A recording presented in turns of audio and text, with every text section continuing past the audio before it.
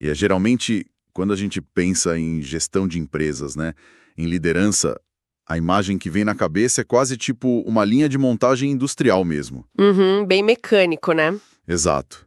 As engrenagens giram ali, o processo é super claro, o chefe aponta a direção e a equipe só abaixa a cabeça e executa. E é uma coisa previsível e, de certa forma, até reconfortantemente segura, sabe? Totalmente segura. É uma visão bem linear de causa e efeito. Uma estrutura que a gente construiu lá no século XX, muito baseada naquele controle absoluto de cada variável. Onde a eficiência era meio que sinônimo de previsibilidade, né? Pois é, mas aí a gente olha para o cenário atual. Com toda essa velocidade vertiginosa das transformações tecnológicas, a adoção de inteligência artificial generativa, as novas dinâmicas sociais. E, de repente, aquela linha de montagem previsível vira uma montanha-russa no escuro. Nossa, perfeita a analogia. Aquele modelo mais tradicional de comando e controle começa a travar. As engrenagens espanam simplesmente porque o ambiente não é mais linear. Sim, e o custo de tentar aplicar aquela velha cartilha de microgerenciamento nesse novo cenário é altíssimo, tanto financeiramente quanto para a saúde mental das equipes. Exato, e é por isso que eu tô tão empolgado com a nossa imersão de hoje. Sejam muito bem-vindos a mais um mergulho profundo no nosso material. Hoje a gente vai falar sobre o que o texto chama de liderança fora da caixa. E olha, o ambiente de negócios de hoje exige exatamente isso. A mudança é tão drástica que as habilidades puramente técnicas, tipo, elas viraram commodities. Uhum, todo mundo tem, né? Pois é. A grande tese dessa nossa análise é que sobreviver e liderar na economia atual depende de um conjunto de competências e atitudes que, à primeira vista, parecem até contrassensos corporativos. Como assim? Tá? A gente está falando de abraçar o erro, de abrir mão do controle, de usar a inteligência emocional não como um mero enfeite de RH, mas como uma ferramenta tática pesada. E o que torna esse material fascinante é justamente a aplicabilidade. A nossa ideia aqui não é fazer uma reflexão filosófica e distante sobre o futuro do trabalho. Com certeza não, a gente quer ir para a prática. Isso, nós vamos transformar esses conceitos num plano de ação diário. O nosso objetivo hoje, a nossa missão, é descobrir como hackear a própria agenda amanhã de manhã. Usando a famosa regra dos 10%. Exatamente. Entender como aplicar isso na rotina para criar um músculo de liderança disruptiva e extrair táticas de inteligência emocional para resolver um dos maiores ralos de produtividade do mundo corporativo, as benditas reuniões de equipe. Nossa, sim, as reuniões. Mas olha, para construir esse plano de ação, a fundação de tudo é criar espaço. Porque a inovação não acontece no vácuo, né? Uhum. E muito menos numa agenda lotada de tarefas operacionais. Exato. E é aqui que entra a mecânica da regra dos 10% que está no nosso material de base. A premissa é dedicar 10% do tempo útil ou 10% do escopo de um projeto para testar uma abordagem totalmente inédita. Uma ferramenta nova, um processo diferente, ou até uma forma de delegar que a pessoa nunca tentou antes, certo? E isso, qualquer coisa que tire a equipe do piloto automático. Tá, mas vamos colocar isso na ponta do lápis para quem está ouvindo a gente. Pensando numa jornada de trabalho padrão, a gente está falando de mais ou menos uns 45 minutos por dia. Por aí, sim. O que me chama muito a atenção na leitura desse material é que a ênfase não está em encontrar uma solução genial nesses 10%. A ênfase parece estar no fracasso. É o foco no aprendizado contínuo, né? Mas é muito doido isso. O texto garante que mesmo que a ideia falhe miseravelmente, a coleta bruta de dados alimenta a inovação. Só que, como a gente justifica isso no dia a dia? Como assim? Você diz em relação à liderança? É, tipo, reservar quase uma hora do dia para brincar de tentativa e erro parece um luxo que a maioria dos gestores, que estão ali sufocados por metas, simplesmente não tem. Não corremos o risco de isso virar só procrastinação disfarçada de inovação? Olha, esse é um medo super comum, mas o segredo para não virar procrastinação é a intencionalidade. Eu sou muito focada nisso. Intencionalidade em que sentido? Regra dos 10% é baseada naquela cultura da experimentação rápida e na lógica de criar um produto mínimo viável, o famoso MVP. Você não está brincando de inventar moda, você está rodando um teste isolado. Ah, entendi. É algo delimitado. Exato. Quando você tira o peso de ter que acertar de primeira, o foco muda da perfeição para a velocidade do aprendizado. Pensa comigo, se o novo software que você testou nesses 45 minutos se mostrar inútil. Você economizou os meses que a empresa gastaria implementando ele às cegas para todo mundo. Exatamente. O fracasso rápido é, na verdade, uma contenção de dano gigantesca e uma economia colossal de recursos. Nossa, isso faz muito sentido.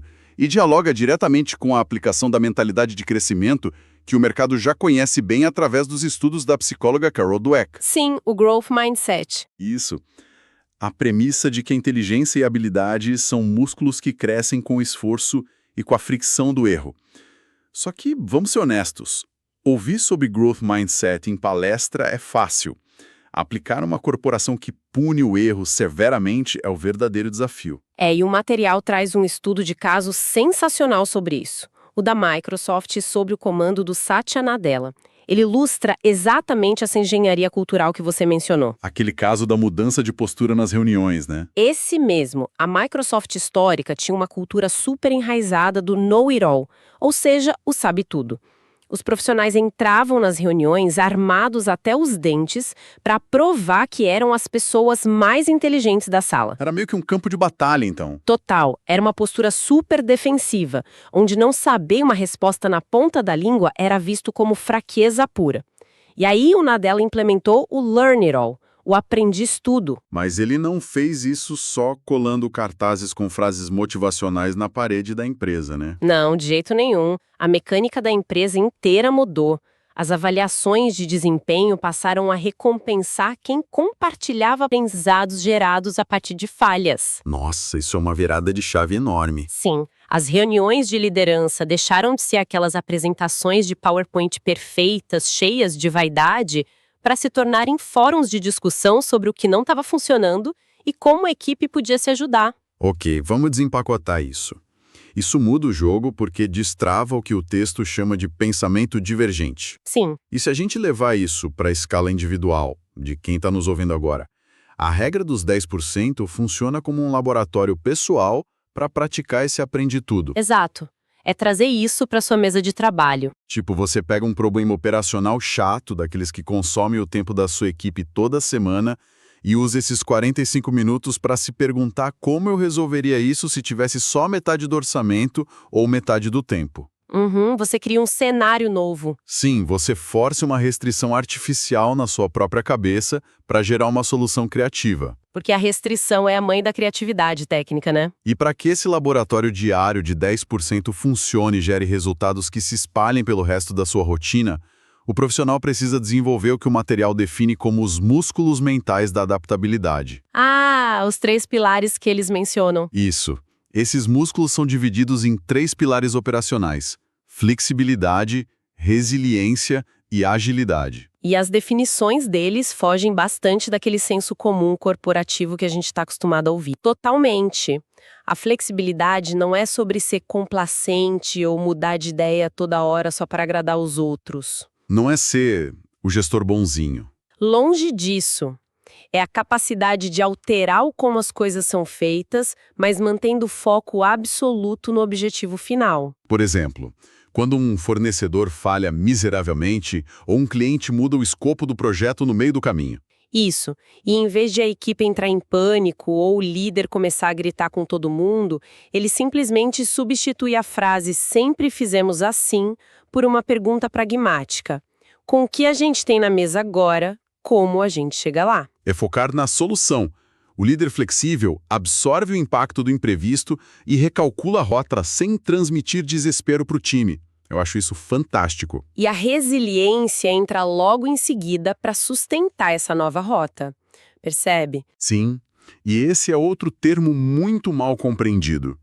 O mercado ainda confunde muito resiliência com aquela capacidade tóxica de aguentar a pressão calado até chegar no limite do burnout. Nossa, sim.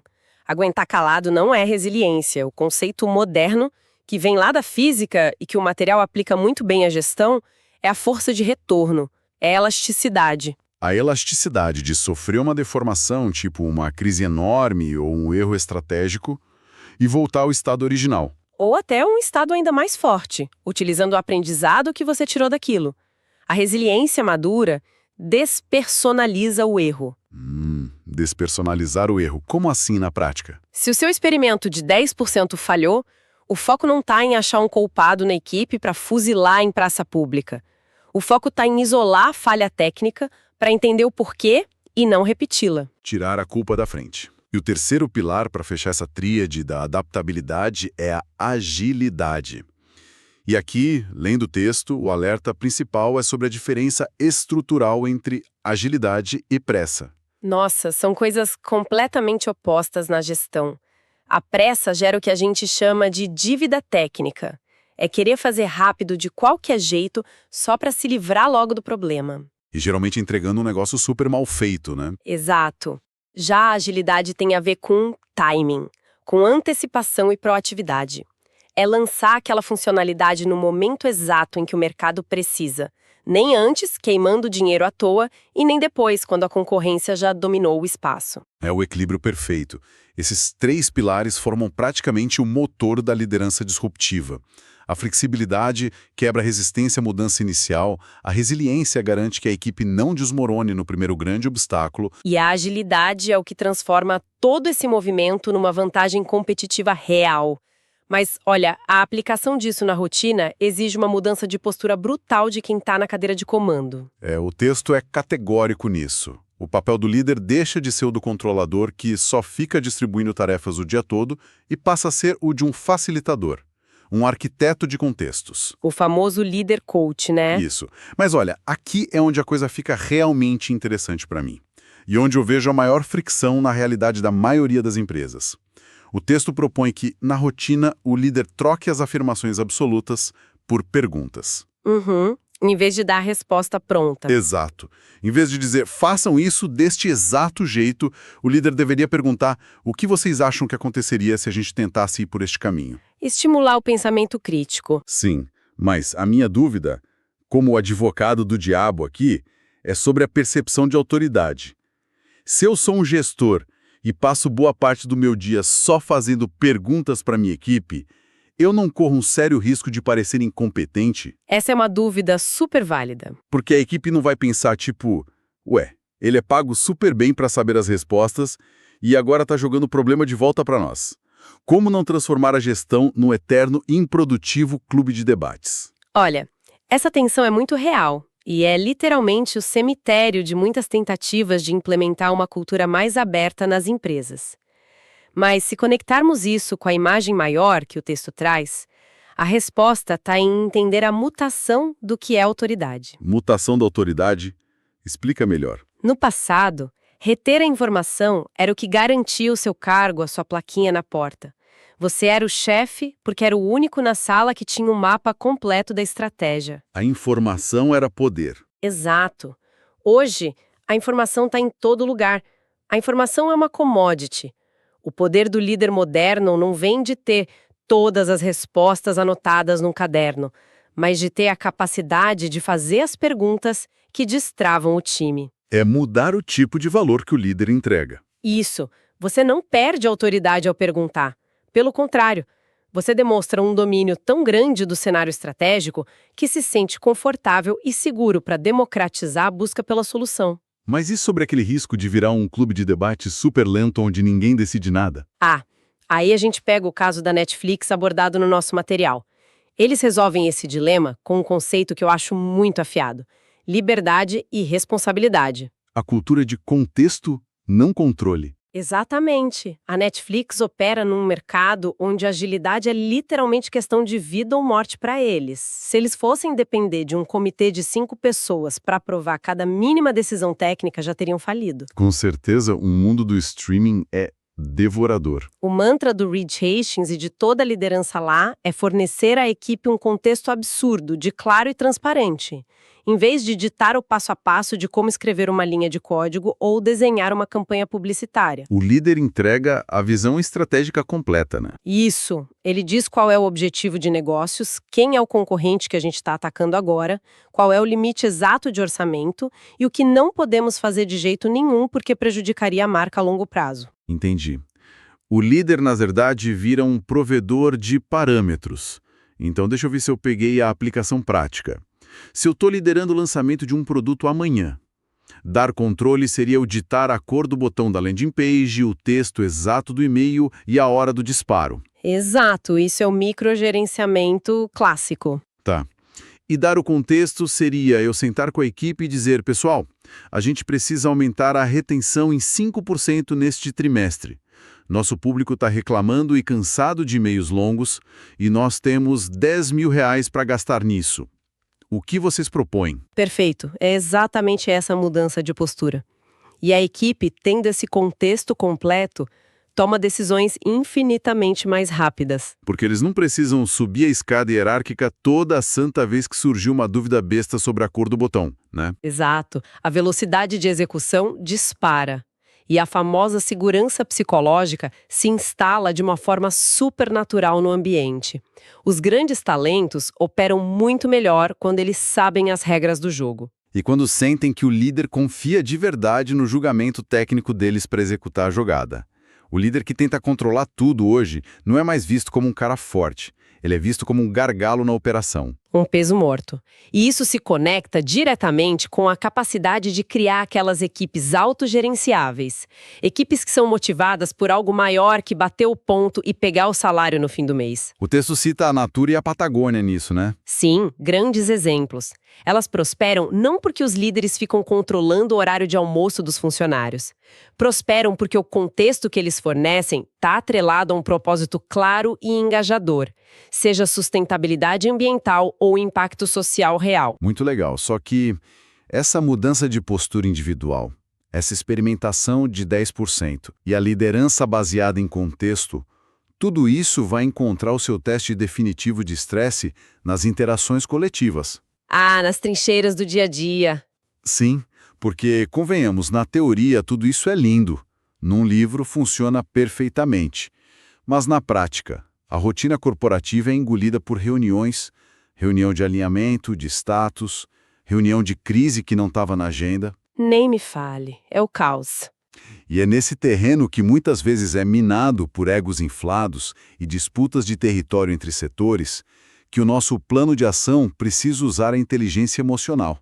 E não como uma habilidade leve de empatia passiva, de dar as mãos, mas como uma ferramenta tática para fazer a colaboração realmente acontecer. O material até posiciona a colaboração como o lubrificante que impede as engrenagens da adaptabilidade de superaquecerem e quebrarem. E as reuniões são o microscópio da cultura da empresa. A gente vê tudo lá. Tudo. E a matéria-prima dessa colaboração nas reuniões é a inteligência emocional aplicada, baseada fortemente na autogestão. O conceito que a gente tirou das fontes é super claro. Antes de tentar gerenciar a equipe ou tentar salvar o projeto, você precisa mapear os seus próprios gatilhos emocionais. Puxa, isso é profundo, mapear os próprios gatilhos. Sim, porque se você entra numa reunião carregando a frustração de um problema pessoal gigante em casa ou o estresse de uma meta de vendas não batida no dia anterior e deixa isso transparecer no seu tom de voz ríspido e na sua impaciência com as perguntas do time... Você contamina a sala inteira. Exato. Você destrói em 5 minutos aquela segurança psicológica que a gente falou, que levou meses para construir. E aí a autogestão é o que permite que a comunicação eficaz aconteça. E o diagnóstico que o texto faz na maioria das reuniões corporativas hoje é, olha, assustadoramente preciso. Eles acertam na mosca. O texto diz que a maioria esmagadora dos conflitos nasce da combinação explosiva entre falha de comunicação e falta de empatia. Porque a dinâmica padrão de uma reunião corporativa hoje é ouvir para responder. Nossa, isso é tão comum, ninguém escuta mais. O colega está ali na frente apresentando uma ideia e você que está na cadeira não está realmente processando o que ele diz. Você está só esperando ele respirar para poder encaixar o seu contra-argumento e provar o seu ponto. É o ego sequestrando a reunião. A pessoa quer ganhar o debate e não resolver o problema. A alternativa pragmática, isso que o material defende, é a verdadeira escutativa, que exige silenciar esse seu monólogo interno e focar em compreender a perspectiva da pessoa que está falando. E o líder coach usa essa escuta ativa para entender os gargalos da equipe antes de tentar empurrar uma solução pronta a goela abaixo de todo mundo, né? Com certeza. E a empatia ganha uma roupagem totalmente estratégica aqui. No mercado, muita gente ainda acha que empatia é tipo ter pena do colega de trabalho que está sofrendo. O pessoal acha que é ser o psicólogo da equipe. Pois é, mas a visão que a gente traz das fontes é que a empatia é uma capacidade puramente intelectual e tática. É a capacidade de mapear as pressões reais que a pessoa do outro lado da mesa está sofrendo. Então, o que tudo isso significa na prática de uma reunião? Parece que a empatia funciona como um radar estratégico, né? Exatamente isso. Ou seja, vamos supor que o gerente do departamento financeiro está bloqueando violentamente o meu novo projeto de marketing. A empatia estratégica não é eu ficar com pena dele porque ele trabalha muito e dorme pouco. Não mesmo. Eu consegui enxergar o tabuleiro pelos olhos dele. Quais são as métricas de corte de custo pelas quais ele vai ser cobrado e avaliado pelo chefe dele? Qual é o risco real que ele enxerga na minha ideia de marketing? Perfeito. Quando você mapeia essas restrições dele, você ganha poder de negociação. Sim, porque aí eu consigo remodelar o meu projeto para entregar o que o meu setor precisa, mas protegendo as metas financeiras dele. Eu leio a sala, removo o ruído e crio uma solução de ganha-ganha totalmente autêntica. Isso levanta uma questão importantíssima sobre o que a gente leu. Nesse sentido, a inteligência emocional passa a operar como um radar analítico muito avançado. Você entra na sala e lê as microexpressões, identifica aquele silêncio de quem discorda da ideia, mas tem medo de falar na frente do chefe. Nota a postura defensiva de um setor inteiro. Isso, e atua ativamente para remover esse atrito emocional invisível. Você limpa o canal de comunicação para que a discussão técnica sobre o projeto possa finalmente fluir. Nossa, é quase como se fosse uma disciplina de engenharia de sistemas, só que operando na camada do comportamento humano. E essa visão sistêmica me faz pensar na parte do material que aborda o pensamento sistêmico nas empresas. Aquela ideia de que nada acontece de forma isolada, né? Exato. A ideia de que uma explosão de temperamento sua, ou uma atitude autoritária e inflexível numa reunião na segunda-feira de manhã lá no setor de engenharia, isso cria um efeito dominó tático terrível. Um efeito em cadeia que destrói a produtividade. Porque aquela reunião tóxica gera um ressentimento enorme na equipe, que diminui a vontade de colaborar dos funcionários, que aí acaba atrasando o envio dos dados importantes para o marketing na quarta-feira, que acaba prejudicando a meta de vendas na sexta-feira. É o famoso bater as asas da borboleta causando um furacão, mas na versão corporativa. O líder com visão sistêmica usa inteligência emocional justamente para não ser ele o gatilho desse dominó negativo na semana da empresa. Perfeito. E esse entendimento do impacto sistêmico do nosso comportamento, ele nos leva direto para o grande paradoxo abordado no fim do material, que eu achei brilhante, que é a humanização digital. Nossa, esse ponto é vital, porque a gente está vivendo numa era onde os algoritmos e a inteligência artificial estão automatizando super rápido todas as planilhas, os códigos, a análise de dados. Os relatórios operacionais que a gente levava dias para fazer. Tudo! E a conclusão de grandes executivos pesquisados nesse estudo é que, paradoxalmente, quanto mais tecnologia de ponta e IA a gente insere na linha de produção, mais vitais e insubstituíveis se tornam as habilidades puramente humanas. Mas faz todo sentido. A tecnologia escala a operação, resolve o gargalo lógico ali. A inteligência artificial compila os números da empresa inteira em 5 segundos hoje em dia. Mas ela não consegue sentar numa reunião de feedback 1 a 1 e ler a desmotivação crônica no olhar de um talento da sua equipe. De jeito nenhum. A IA não tem empatia. Ela não consegue mediar uma disputa de ego inflamado entre 2 diretores para destravar um projeto que está parado há meses. Confiança que acelera a inovação de verdade. E a confiança só é construída nesse terreno humano da empatia, da escuta ativa que a gente falou e da comunicação transparente. Olha, uma empresa pode despejar dezenas de milhões de dólares em softwares de automação de última geração. Se o microgerenciamento continuar sufocando a autonomia da equipe... E se o erro continuar sendo punido com demissão na primeira falha, essa empresa vai continuar andando com o freio de mão puxado. A inovação disruptiva não brota magicamente de um software de IA. Ela brota de equipes que têm o espaço, o contexto claro e a segurança emocional para testar o novo. Poxa, fantástico! Isso tudo nos dá uma clareza excelente para sintetizar o nosso plano de ação diário de forma bem prática. Nós pegamos toda essa teoria densa de liderança e transformamos em 3 passos operacionais, mecânicos, que qualquer pessoa que está ouvindo a gente pode começar a aplicar amanhã cedo na rotina. Excelente. Vamos consolidar essa estratégia então para o pessoal anotar? Bora! Passo 1. O laboratório de inovação. Bloquear intencionalmente 10% da sua rotina, o que dá menos de 1 hora por dia, ou uma pequena fatia do seu próximo grande projeto, para testar ferramentas e processos inéditos. Rodar aqueles experimentos rápidos usando o Growth Mindset, a mentalidade de crescimento, onde a falha não é um crime corporativo passível de punição, mas sim uma coleta de dados super valiosa para o próximo passo. Perfeito. Passo 2. A postura da adaptabilidade. Usar a flexibilidade para recalcular as rotas sem transmitir estresse para o time. E a resiliência para transformar os erros dos experimentos em meros ajustes técnicos. E claro, no papel de gestor, fazer aquela transição corajosa de controlador absoluto para líder facilitador. Parar de dar ordens super mastigadas de como fazer cada detalhe e começar a fornecer o contexto estratégico completo. Fazer aquelas perguntas que desafiam a equipe a pensar por conta própria. Lembrando sempre do modelo da Netflix, de liberdade e contexto. E, finalmente, o passo 3. A blindagem tática das reuniões. É entrar nas interações da equipe com a autogestão ligada no máximo.